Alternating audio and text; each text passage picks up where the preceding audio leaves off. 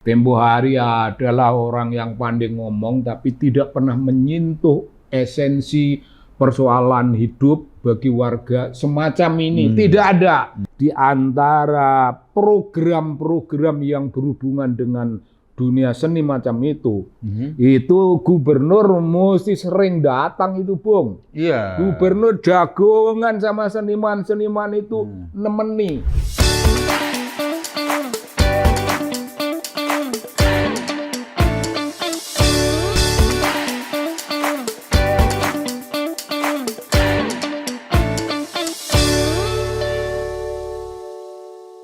Kang, kita ngomong soal Pilkada Jakarta. Oke. Jangan KTP Jakarta. Jakarta lah. Jadi ikut nyoblos. Anak Betawi. Iya, nyoblos lah. Ikut nyoblos nanti bulan November. Harus nyoblos. Jadi ini kampanye atau pemilu deket-deketan gini ya, Kang ya? Dari kemarin Pilpres, bosan ya? Iya, namanya tahun politik berkepanjangan. Tahun politik berkepanjangan dan isinya politik semua. Iya. Nah, apa boleh buat? Aduh. Apa boleh buat? Ini momentum bagi rakyat untuk memilih pemimpinnya. Iya. Yang amanah. Yang amanah. Amanah, yang penuh tanggung jawab dan memakmurkan warganya. Iya. Bisa kerja juga. Oh, iya, tentu. Punya konsep saja, lah ya. Tentu saja. Yang bisa bekerja memakmurkan warganya. Ada tanggung jawab itu tadi. Ada tanggung jawab. Nah, orang yang amanah, yang penuh tanggung jawab, yang niatnya memakmurkan warganya. Nah, itu memakmurkan itu kan mandat konstitusi, Bung. Kita tidak bisa lepas dari mandat konstitusi. Jadi kalau kita memilih seseorang di pilkada maupun di pemilu, itu sebetulnya kita memilih siapa orang yang bisa memakmurkan kita gitu ya, Kang? Iya, intinya begitu. Oke. Kalau kita memilih orang yang tidak bisa apa-apa, salah sendiri. Salah sendiri. Karena hari ketika kita melakukan pemilihan, itu harus dipertanggungjawabkan. Dalam jangka rentangan waktu yang agak panjang, minimal 5 tahun toh. Kita harus mempertanggungjawabkan itu. Saya pilih karena begini. Kenapa begini? Nah, jadi usahakan itu memakmurkan rakyat. Cara memakmurkan itu ada macam-macam. Rakyat itu punyalah pusat-pusat kesenian. Umpamanya di Jakarta ada pusat kesenian, ya itu harus diadres oleh pemimpin, oleh gubernur, diadres ini pusat kesenian ini mesti begini. Nah begini itu artinya harus meramaikan pusat kesenian itu sebagai tempat rakyat melakukan ekspresi diri, memperlihatkan kapasitas kita, rakyat Indonesia, rakyat warga negara DKI. Iya, DKJ sekarang namanya. DKJ. Tapi kan nggak semuanya hanya dari DKJ, Bung. Itu dari berbagai kota. Oh iya, ada yang dari sini. Benar. Ada kan masyarakat Jakarta itu 36% etnis Jawa. Iya. Ada sekian 27% etnis Betawi, ada etnis Sunda, ada Tionghoa, ada. Nah, dulu ya pilkada 2017, 2016 itu seolah-olah pilkada itu penuh nuansa agama. Oh iya, yang tempo hari. Iya. Nah sekarang itu ada lagi tuh Mas Pramono Anung dan Rano Karno, Mas Pramono Anung sih terutama. Jadi kasusnya Ridwan Kamil itu bikin program wajib habis maghrib mengaji. Ngajinya habis maghrib, gitu lah. Itu program pemerintah. Saya bingung program pemerintah tapi yang diatur bagaimana rumah. Kan itu kan kalau kita habis maghrib ngaji kan di rumah. Iyalah. Ini program di masjid, Bung. Iya, di masjid atau di rumah, tapi kan itu kan waktu di mana pemerintah, orang ada di rumah. Ya pemerintah sudah tidak bisa intervensi kehidupan warganya kan. Nggak bisa. Nah, sama Pak RK. RK programnya itu, karena kan dia dengan PKS kan, biasalah program-program agamis gitu. Pak Pramono Anung bilang bahwa Pak Anies sudah ada program ini. Dulu. Iya sudah ada, jadi yang lebih penting sebetulnya bukan habis maghrib ngaji. Yang lebih penting memakmurkan guru ngajinya. Agar dia bisa ngajar siswa mau habis maghrib habis subuh, habis isya, habis asar. Tergantung waktunya siswa. Kalau siswanya sekolah sore mungkin dia udah capek, pagi-pagi bisa ngaji habis subuh. Gitu loh. Kalau siswanya habis maghrib dia harus belajar, dia mungkin ngajinya habis asar. Jadi nggak harus habis maghrib. Nggak usah. Itu yang diserang, katanya, oh ini Pramono Anung anti agama karena tidak setuju program habis maghrib ngaji gitu. Oh bukan, kita harus jelaskan itu. Iya. Kita harus jelaskan. Bung Pramono, calon yang aku dukung. Oh, Kang Sobari dukung? Ya aku dukung. Sama kita. Bung Pram. Itu kan orang Jawa, Bung. Oke. Orang Jawa itu hidup di tengah-tengah dunia pesantren. Ya, orang Kediri ya. Satu, sebagai orang Kediri, familiar lah dengan dunia pesantren. Dilindungi oleh para kiai dari golongan masyarakat yang tidak dekat dengan pesantren. Kiai mendatangi ke rumah-rumah, melakukan dakwah, dakwah. Intinya apa, Bung? Dakwah membangun sebuah tradisi keagamaan yang begitu mapan.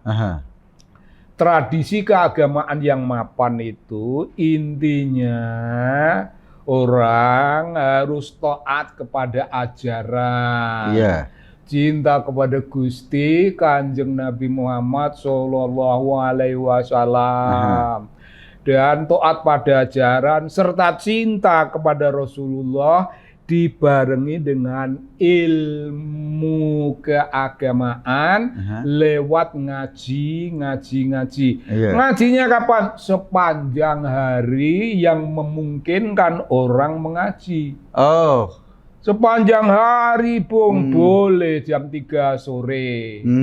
Jam 3 sore itu kalau anak-anak jam 2 sudah tidur, jam 3 sudah bangun. Bangun tidur ngaji.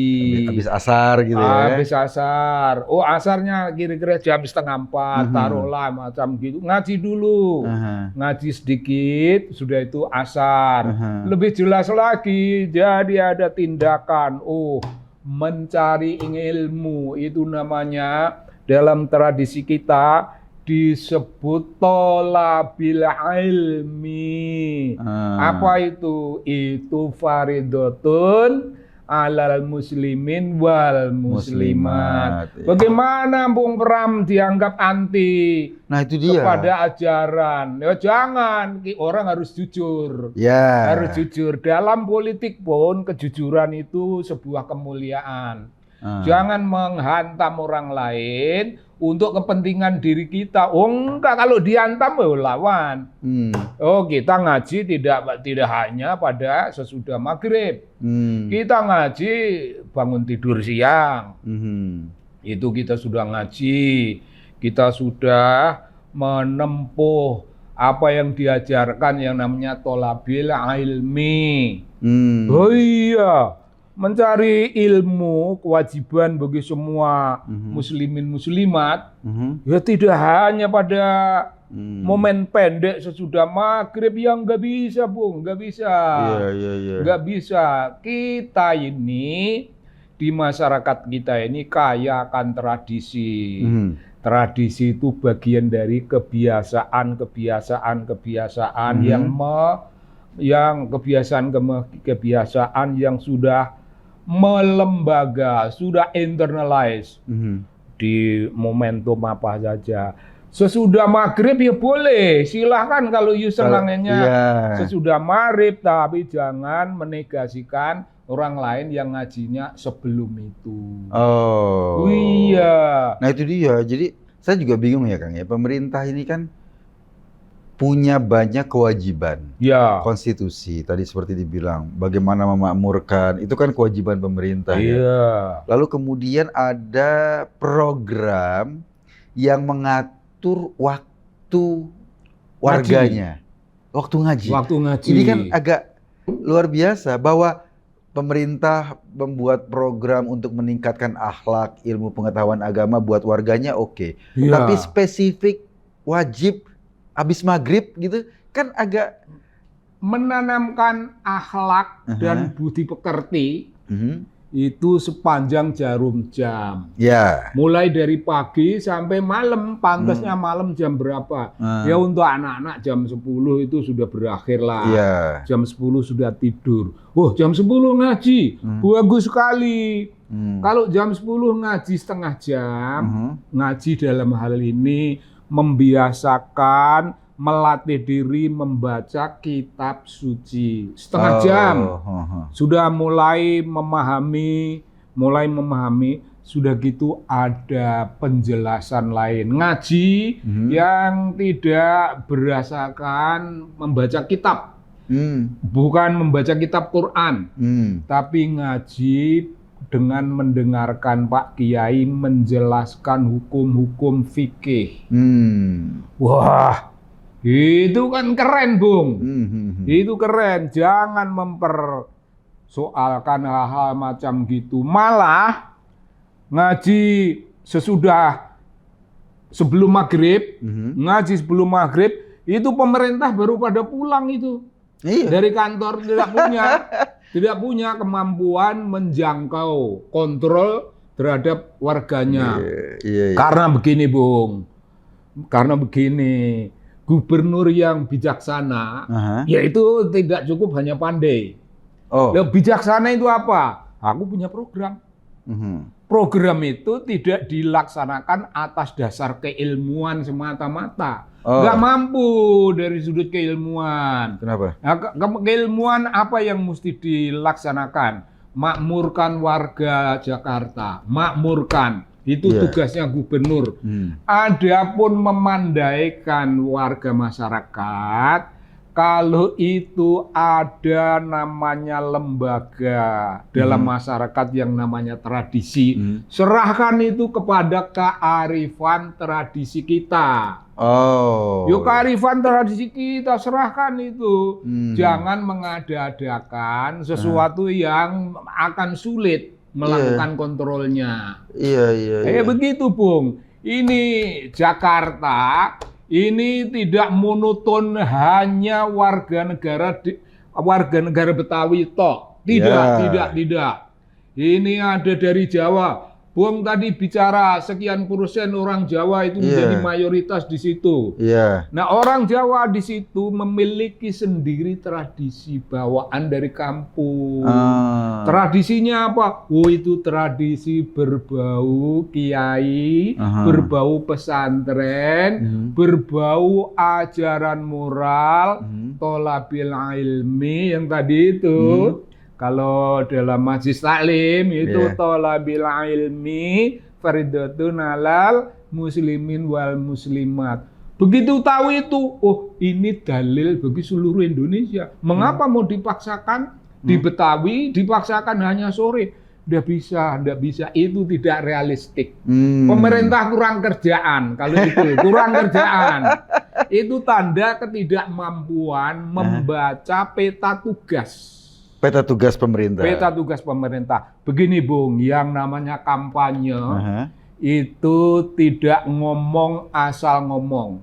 Kampanye itu menceritakan program birokratik. Program birokratik itu isinya apa?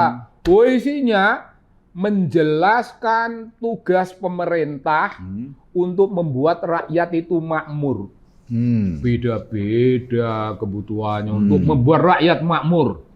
Membuat rakyat makmur itu ada, Bung, kemakmuran itu tandanya rakyat memiliki kesempatan berusaha.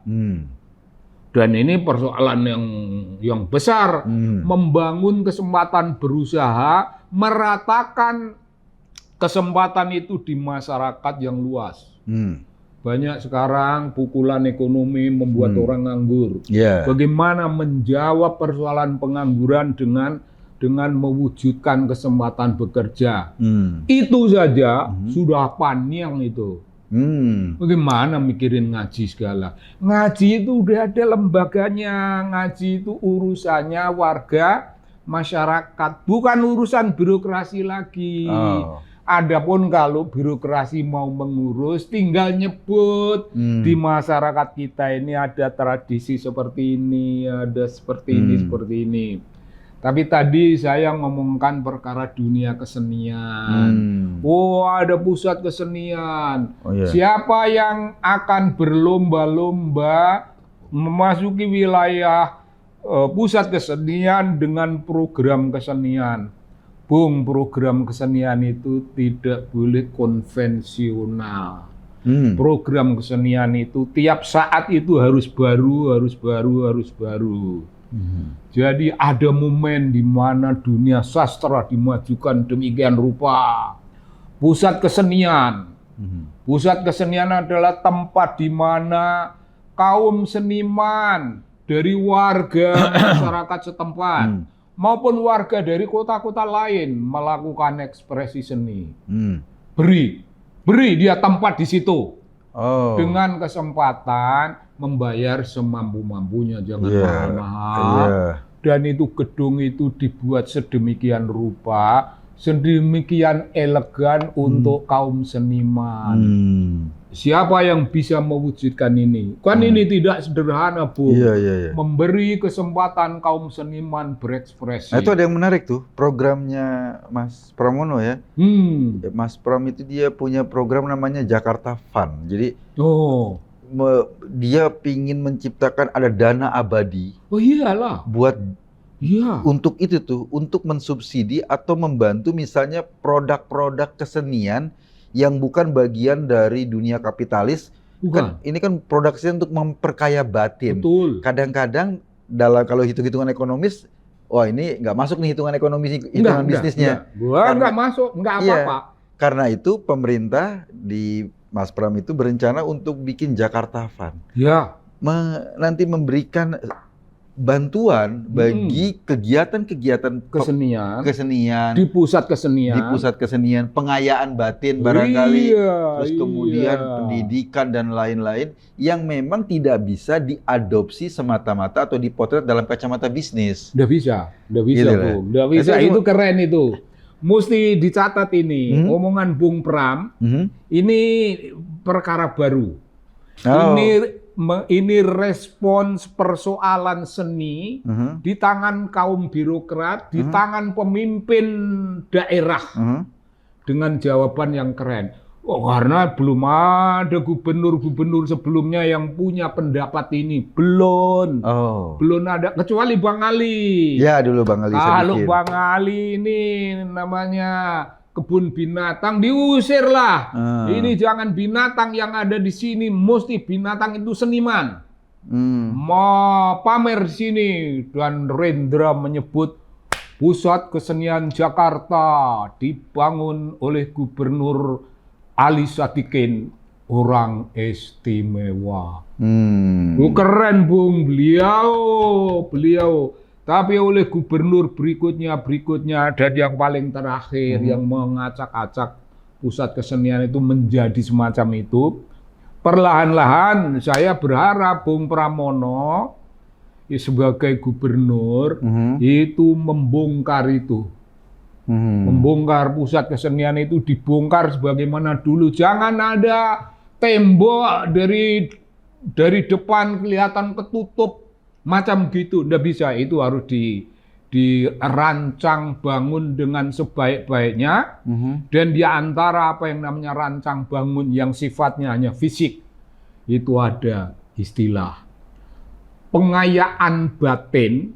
Itu orang harus mempersandingkan kebutuhan spiritual yang dipenuhi oleh dunia agama, itu satu sisi, dan ada kebutuhan spiritual yang bisa dipenuhi oleh dunia seni. Agama dan seni memiliki tugas yang berdekatan satu sama lain, memperkaya warga, membuat warga itu makin mendalam dan memahami bangunan warga negara yang makrifat, yang faham, yang mengerti, yang mendalam tentang bagaimana seniman hidup di kalangan masyarakat, bagaimana seniman menyiarkan, bagaimana seniman meratakan kesadaran estetika dan spiritualitas bagi masyarakat. Sama Bung,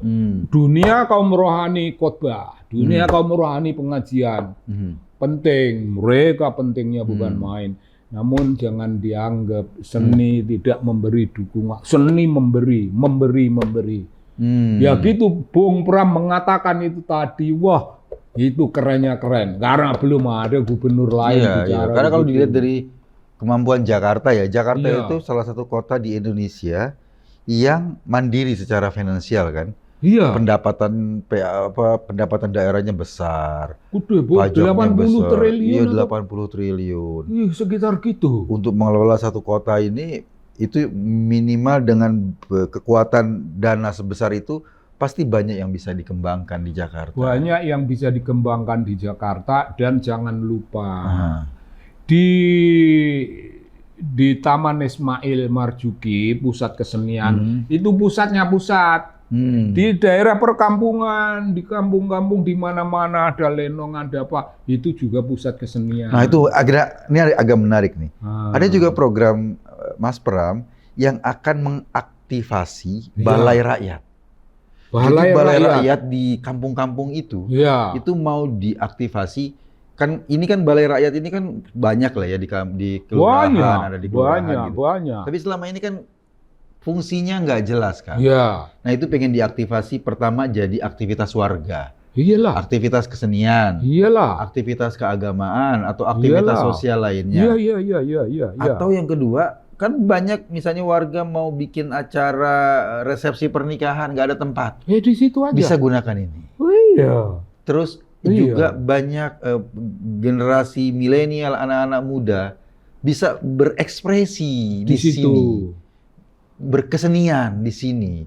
Nah, bayangkan kalau ini pusat-pusat ini di berbagai tempat. Ini kan luar biasa. Bung, jangan lupa itu Bang Ali kalau itu sudah lebih dulu membuat sentra-sentra kemajuan macam itu. Iya. Ada namanya youth center. Ya. Itu kalau tukang berkelahi, ayo latihan berkelahi di situ.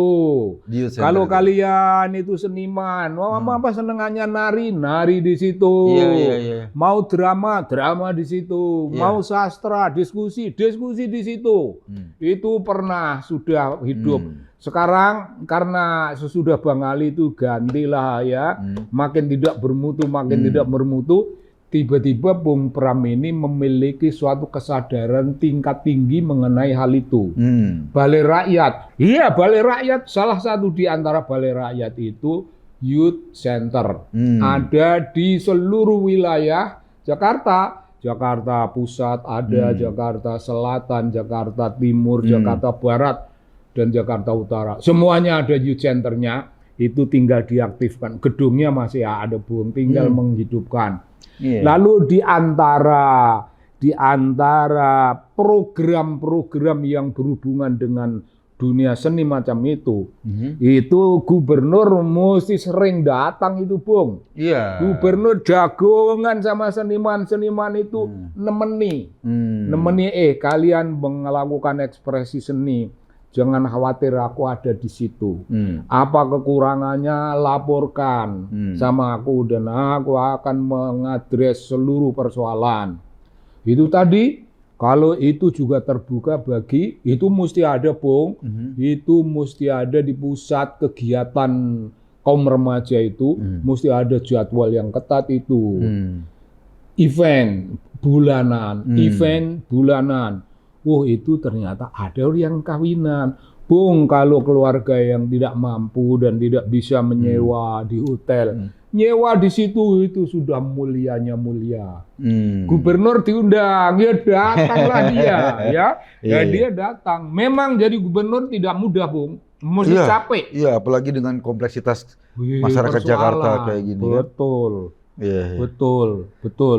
Ini calon gubernur lain tidak mengatakan ini mengenai balai rakyat ini. Balai enggak. Nah, artinya itu satu poin milik Bung Pram, satu poin yang membawa warga masyarakat Betawi ini, membawa mereka ke suatu dunia abstrak, dunia seni yang dijamin.